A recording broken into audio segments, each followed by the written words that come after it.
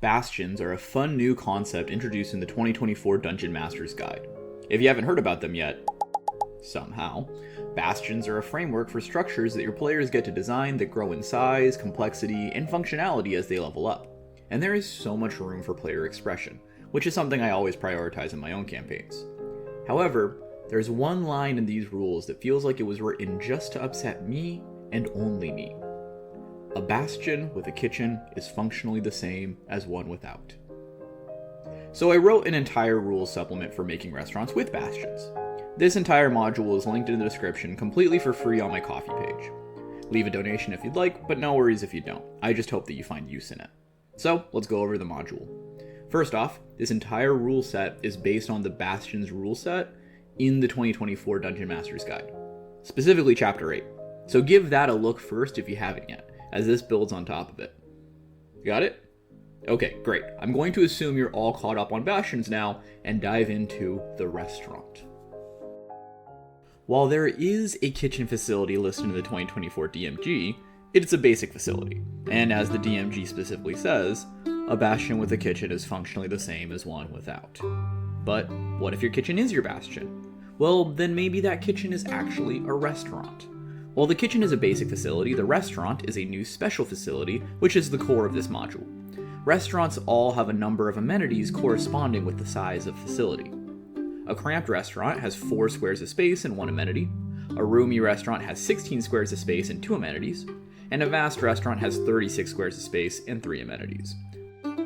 We'll get into amenities shortly. All restaurants start at the cramped size, and money and time can be spent to expand them, based on the rules for expanding facilities, seen below. Now, what if you want to have more than 3 amenities in your restaurant? Well, you can just pick the restaurant special facility again with another special facility slot, or you can work together with your party. Facilities are on a per-player basis, so if multiple people take the restaurant special facility, you can combine your bastions together into a single establishment. Since each player has ownership of their bastion and facilities, the easiest way to rule this is that each player is a manager overseeing different parts of the restaurant.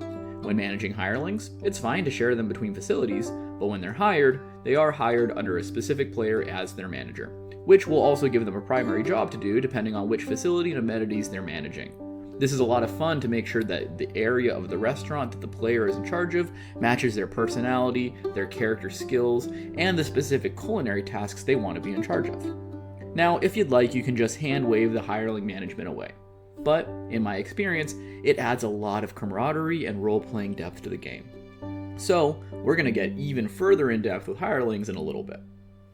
In addition to combining restaurant facilities together, players can also combine other facilities into their restaurant. A restaurant at the base of a wizard's tower, a dive bar and a gaming den, afternoon tea near the druid sanctum. All of these can increase the prestige of the establishment, so let your players run wild. On the other hand, I also allow players to separate their restaurants from their other facilities altogether. Maybe each of them uses a special facility slot on parts of the restaurant they run downtown, while using their other special facility slots on their respective home bases. More freedom means more creativity. Just like other special facilities, every 7 days or so, a bastion turn occurs. And when you take turns for your facilities, don't forget to take turns for your restaurant special facility as well. Now what can you do with the restaurant? How about the hearty meal option? A party member with the chef feat or other culinary experience may use 1 silver worth of ingredients per serving, up to 10 servings, to make a delicious meal. The chef may choose one of the following attributes for the meal. It could be a replenishing meal, which will allow any characters who consume a serving to regain an extra 1d8 hit points on the next 3 short rests. Or it could be a restoring meal, which would give consuming the meal the same effect as the lesser restoration spell. Or it could be a fortifying meal, which will give any character who consumes a serving 2d4 temporary hit points. Choose wisely, because effects do not stack with multiple hearty meals in the same day. Or maybe you're in it for the cold, hard cash. Restaurants do need to make a profit to stay afloat. If you issue the trade order to the facility, then the hirelings focus on running the establishment for 7 days, and after the 7th day, costs are subtracted from revenue, and profit is available to be collected by the facility owner next time they visit the restaurant. To see how much you make, simply roll on the trade roll table. Keep in mind, if you get a negative result, you lost money this week, and your character loses that much gold. It's the cost of doing business. Now, how do you roll a negative number on a D100? Well, the trade roll is affected by the actions of the players. If they ran a successful festival or marketing event, they should receive a bonus to the roll to show that the public has been increasing in interest of their establishment. On the other hand, penalties to the trade roll are a good motivator to the party to actually address issues like broken furniture, supply chain interruptions, or smear campaigns from rivals. Hit your players' bottom line, and they'll work quick. Here are some possible modifiers you can use for your players' trade rolls, but keep in mind, modifiers are completely up to DM discretion, and they do stack, both positively and negatively, so brush up on your arithmetic if you need to. While some negative modifiers might be temporary, like a bad storm hitting the town, others stick around until your party addresses the issue. Now, the final option for what you can spend your Bastion turn on is the recruit order. When you issue it, you or your hirelings put together a talent search for new restaurant employees. After a week, roll a 1d6 to see how many potential recruits you found. The player who issued the recruit order may then interview those employees and decide if they want to add them to the restaurant staff. It's up to the DM how much information about the hireling is provided by the recruitment and interview process. Employees don't always highlight their more questionable traits after all. Now, how many hirelings do you need? It depends on the size of the restaurant. Cramped restaurants need 2, roomy need 4, and vast need 8. It can also be a good idea to find hirelings that excel in managing the specific amenities that your restaurant has to offer. If you focus on running a bakery, maybe you aren't in as high of demand for a butcher. But if you're running a steakhouse, then it's a different matter. Amenities shape the customer experience and what you have to offer. So what is an amenity? Well, if the restaurant is the place where you prepare the kind of food that gets people talking, then amenities are the toys and equipment that separate the professionals from the amateurs. A cramped restaurant starts with just one amenity installed, and new amenities are installed in your restaurant once it increases in size. Most amenity costs are included in the cost of upgrading restaurant size, but a few have separate costs as well, such as the cost of an art piece for the art gallery. So make sure to double check that you either have the goods or the funds.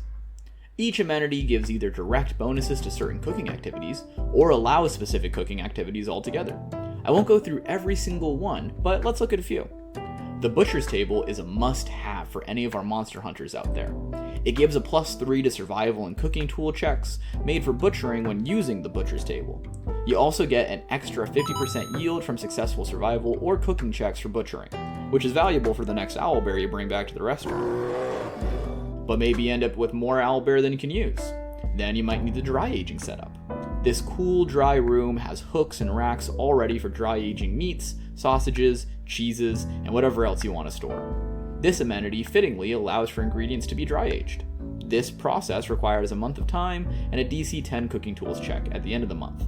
If done successfully, it doubles the cost of that ingredient, and the ingredient becomes shelf stable, which is great for large hauls of meat that need to be preserved. Or maybe you're the type that needs a bit of booze after a good adventure, and you're looking for more than what the tavern has to offer. Then, a small batch brewery is perfect for you. This amenity has the keys, buckets, and glassware for basic fermentations of beer, mead, and wine, allowing the fermentation of many basic ingredients into their boozier counterparts. Or maybe you need a stiffer drink. Then the distillation station is for you. This works great in tandem with the small batch brewery, allowing for you to ferment your grains into mash, then distill that into the firewater you've been craving. Get both to explore your dreams of becoming a mad scientist of drunken debauchery. Or maybe you care more about the one-on-one connections with clients than just getting them drunk. Then the private dining room is perfect.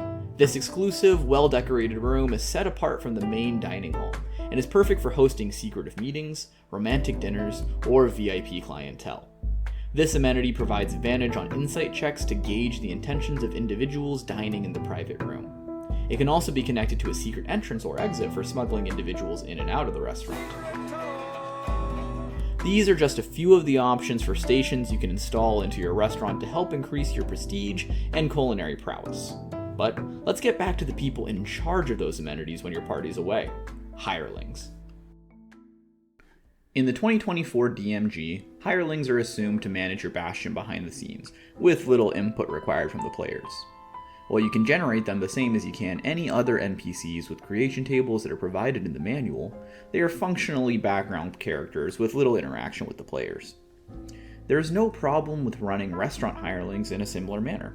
Your players can just pick this special facility and collect a check if they so please. But that being said, it can be fun to give your employees a bit more personality and background information that's relevant to the task at hand. D&D is a role-playing game after all. So I generated some tables to help flesh out your restaurant hirelings, and breathe some life into otherwise behind-the-scenes characters. The best way to describe this process is just to walk through making a hireling, so let's generate a hireling together. Each hireling has the following basic information: a name, lineage, and age. These can all be determined by the plethora of other NPC generation tables on the internet, or you can just come up with it as you please.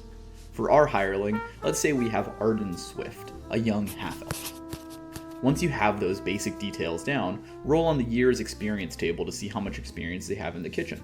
For Arden, I rolled a 17, which means she has 5 to 10 years of experience, so she must have started cooking young. It's important to note that these lengths of times are based on human lifespan. If you have an elf or other long-lived character, you may want to scale these time frames up according to their own lived experience. On the other hand, a kobold chef might need their experience time frame scaled down. Next, we see what our hireling's culinary background is, or rather, do they have one? To do so, check the year's experience table and what you rolled there. If you rolled a 1 through 5, then the character has no experience in the kitchen, and therefore no culinary background. If you rolled a 6 or above on that, then you can roll on the culinary background table to see what their background is. For Arden, since she does have experience in the kitchen, I roll on her culinary background table, and I rolled a 6, meaning that she was a military mess hall cook. Next is the culinary feature table. Culinary features are indicators of a character's specific skills in the kitchen. If you rolled a 16 or higher on the year's experience table, then that hireling has enough experience to develop a culinary feature. If not, then they simply don't have one. As a DM, if you'd like, you can still give a less experienced hireling a culinary feature if it makes sense for their character though. Totally your call. Maybe they're a prodigy in their field and you give them a feature specifically to show that despite their young age and their low experience, that they've already developed an impressive culinary feature. Or maybe it makes sense for their lineage or for their experience. Maybe they haven't spent long in a kitchen, but they do come from a long line of farmers, so even though they don't have much cooking experience, they immediately have the green thumb culinary feature. For Arden, she has enough experience in the kitchen to have a feature, so I roll on the table and I got a 12. She has the Fire Whisperer feature, meaning she's especially good with cooking over open flame. Next, we have the location of origin table. This tells us where the hireling is from originally, or why they need work in the first place. For Arden, I rolled another 6, indicating that she was exiled from her homeland. And finally, we have the learning rate table. This will determine how quickly a hireling learns new culinary features with effective mentorship. For Arden, I rolled a 5, so she has an average learning rate, and would take 6 months to be taught a new culinary feature. And there you go. Instead of a faceless NPC working behind the scenes, we have a much more fleshed out character that you can write some more backstory for. These tables are designed to provide just enough scaffolding to make you ask questions about the character. Why was Arden exiled from her homeland? Why did she become a military cook so young? Maybe she was an orphan with nowhere else to go, lying about her age to become a soldier while she was too frail to fight. She proved her worth in the kitchen instead of on the battlefield. Or maybe she was a spy, poisoning her fellow comrades in arms under orders from the opposition. After she was found out, she's been on the run with a bounty on her head in her homeland, never able to return. Give your players more fun NPCs to interact with and add to their team, and they'll be much more willing to actually engage in restaurant management. Now, we mentioned that Arden Swift has the Fire Whisperer culinary feature, but what is a culinary feature? Well, just because two people are both good in the kitchen, it doesn't mean they have the same set of skills. They might both be able to handle the basics, but would you expect a pastry chef, a butcher, and a saucier to all manage the same tasks on a day-to-day basis? This isn't even to mention how many skills outside of the kitchen are valuable, whether that's attending to the garden, managing the fermentation cellar, or developing events and parties. That's where culinary features come in. These are simple titles which denote a character's skills or area of expertise. While they are not mechanically impactful to the 5e system, they add a lot of flavor to character interactions and can drive player initiative simply based on the title that a player may want to unlock, or that an NPC may have. Characters may have multiple cooking features, given at DM discretion after the character has completed 6 months of relevant experience under a mentor figure, or 1 year of effective self-study and practice. This goes for both player characters and NPCs, such as hirelings. Arden is a Fire Whisperer after all. I won't go through every single one, but here's a feature rapid fire. Green Thumb, Brewmaster, Squad Leader, Hospitality Herald, Supply Chain Savant, and Grill Master, just to name a few. The rest are all down below. I truly hope you enjoy cooking with Bastions. It's my first rules supplement, and hopefully just the first of many, as I have some big projects I'm working on this upcoming year. Once again, the link is down below, and I never charge for my content, so please take a look and let me know what you think. I'm always open to feedback. More information can be found on my website, eatingthedungeon.com, for full monster cooking and culinary ethnography write-ups. And if you're interested in the specific niche of cooking in D&D, feel free to join our community Discord in the link below. There's plenty of people way more talented than I am exchanging fun ideas and helping each other out with their own campaigns and projects. Look forward to more videos to come this year, and Happy New Year's.